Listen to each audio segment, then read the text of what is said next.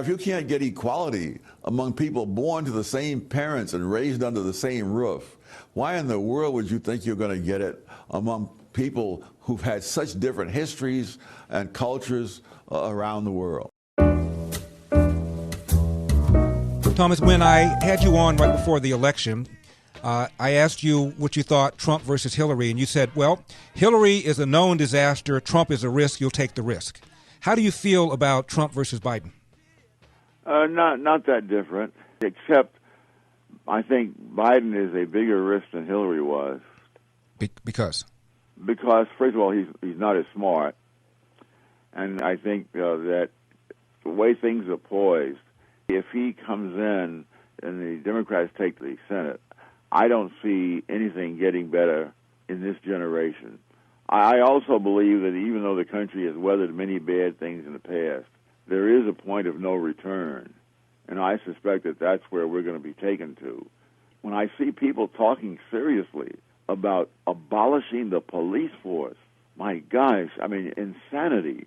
And, of course, the biggest losers, if they do that, will be the low-income minority communities where you already have these rising rates of murder as the police withdraw.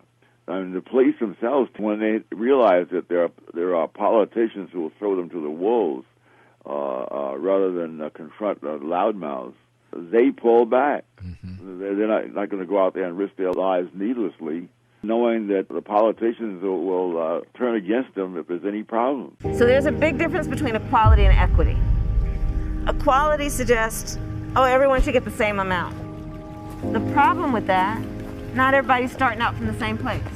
So if we're all getting the same amount, but you started out back there and I started out over here, we can get the same amount, but you're still going to be that far back behind me. Well, this is one of any number of one-factor explanations as to why everyone doesn't have the same outcome. 100 years ago, it was genetics. At other times and places, it was exploitation. But again, these are ideas that sound plausible. But when you do research, you discover that everywhere you turn, there are 1,000 reasons why people don't turn out the same. It goes right down to the family. In the first chapter of this book, I point out that the firstborn has higher IQs than his siblings, and in later life has more achievements.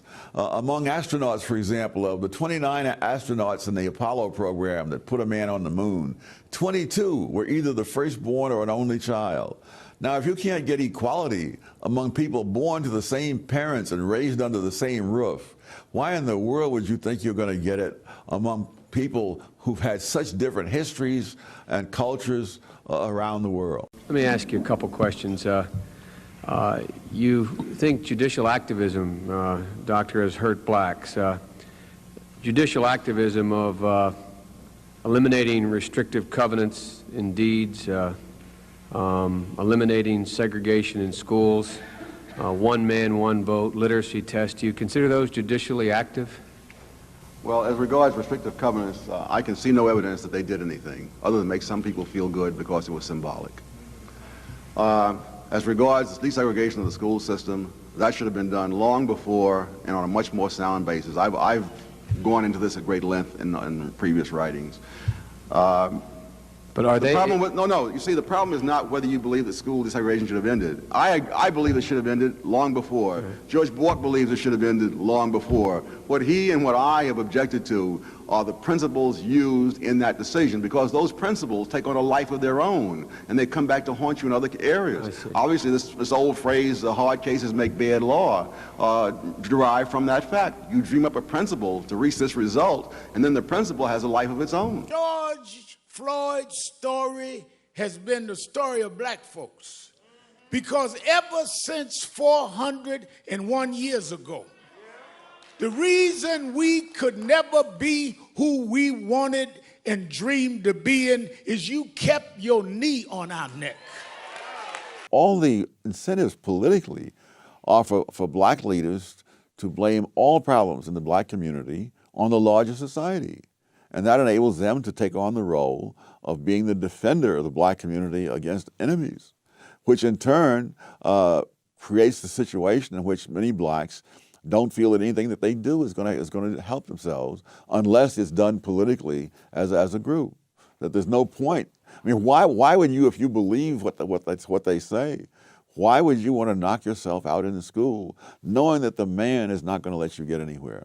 So when you combine all of those things, I think it's safe to say that black Americans have a conversation that they need to be having with the United States. Doesn't involve me, doesn't involve white people, it's like, yo, American government, meet the black people. You see, you can't have a welfare state in a democratic country unless you first have a welfare state vision. The vision of grievances, victimology, and resentments. The idea that the world owes you something. I haven't been able to find a single country in the world where the policies that are being advocated for blacks in the United States have lifted any people out of poverty. I've seen many examples around the world of people who began in poverty and ended in affluence. Not one of them has followed any pattern at all like what is being advocated for blacks in the United States. Many groups have remained in poverty for a very long time trying to follow those patterns. By the way, the California legislature, I don't know whether, I can't sort out whether it's actual legislation or it was a resolution, non-binding resolution. In any event, something moved in the California legislature calling for formal reparations to African Americans. How do you respond to that? One, I know and they know it's not going to happen. So what we're looking at is someone who wants votes or followers, and that this will get them votes or get them followers and finances. But it's not, all it will do is simply tear the country apart. The fatal misstep of intellectuals is assuming that superior ability within a particular realm can be generalized to superior wisdom or morality overall. Chess grandmasters, musical prodigies, and others who are as remarkable within their respective specialties as intellectuals within theirs seldom make that mistake. Noam Chomsky, whom you write about in Intellectuals in Society, whose work in linguistics, in the first place I can't understand it, but as best I can tell, everyone who understands his technical work within the field, within his discipline of linguistics, considers him one of the great figures of the 20th century. And his work in politics? Absurdity. The same could be said of Bertrand Russell and his landmark works on mathematics and other people in other fields, but they step outside their fields. And when you step outside your level of specialty, sometimes that's like stepping off a cliff.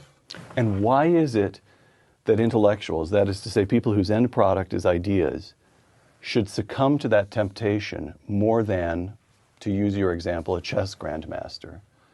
Because a chess grandmaster can be world famous for doing absolutely nothing more than winning chess tournaments and making displays, as many of them do, of playing 5 chess games simultaneously while blindfolded. But intellectuals, what? They languish in obscurity, no matter how smart. Well, the whole question of when is someone well known or not came up during the visit of Jim Flynn from New Zealand here a few years ago. He's one of the world's authorities on IQ tests. People, in India know about Jim Flynn. People in England, he made a world tour. But I doubt if the people in the next block from where he lives know who he is. If Noam Chomsky had just kept on staying in linguistics, neither of us probably would have ever heard of Noam Chomsky. He would have been just as famous around the world among linguists, but nobody else would have heard of him. There has probably never been an era in history when intellectuals have played a larger role in society than the era in which we live. Close quote. How come? Well, for one thing, for most of history, you had autocratic governments. You had kings, you had emperors, and so on. And what the people thought didn't matter an awful lot. In a democracy, what the people think matters a lot. And also in later times, you have a more prosperous society where we can afford, from a financial point of view, to send more and more people through colleges and universities and support books and things like that, much more so than in the past. And now you have people out there who fundamentally don't really know much beyond what their specialty might be, creating a certain vision of life in the electorate, which the people with the holders of power have to take into account. So the intellectuals are able to dominate, perhaps is the word, the climate of opinion Yes. in a republic of 300 million people. Yes. What's the transmission mechanism from intellectual opinion to the larger climate of opinion? This is where the media comes in. Oh, there are many. Oh, Right. yeah, there are many Yeah. transmission belts. I mean, the schools, all from the elementary school right up through the graduate schools, the media, now increasingly the churches. Right. Even churches that we think of as conservative are out there pushing the liberal agenda. So you're saying that anyone who believes in equality, whether you call them feminists, call them whatever you want to call them, should basically give up because it ain't going to happen? Because a lot of people listening to you will just say, I mean, are we going back to the dark That's because ages they're actually here? not listening. They're I'm just listening very projecting carefully, what and I'm they think. hearing you basically saying women need to just accept they're never going to make it on equal terms, equal outcomes is how you defined it. But you're going to put all those hurdles in their way, as has been in their way for centuries, and that's fine. You're saying that's fine. I'm quoting you to yourself, Tom.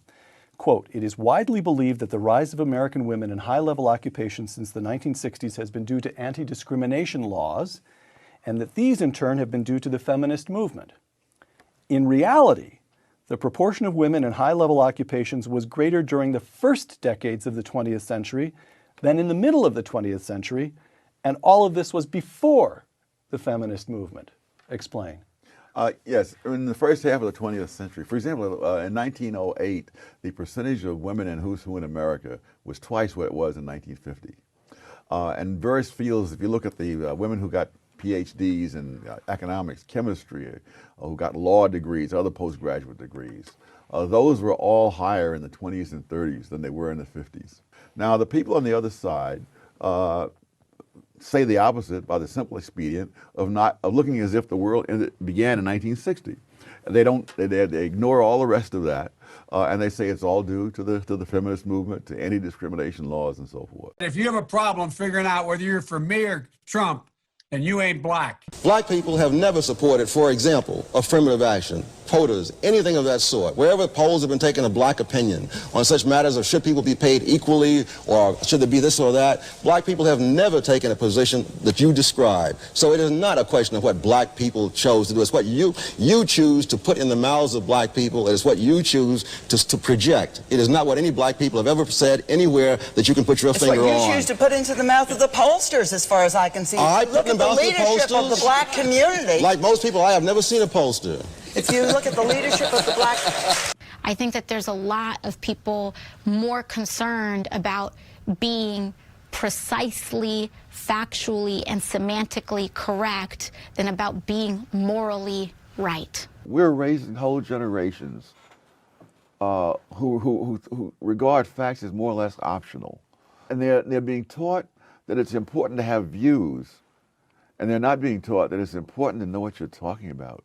It's important to hear the opposite viewpoint, and more important, to learn how to distinguish why viewpoint A and viewpoint B are different and which one has the most evidence or logic behind it. They disregard that. They hear something and they hear some rhetoric and they run with it.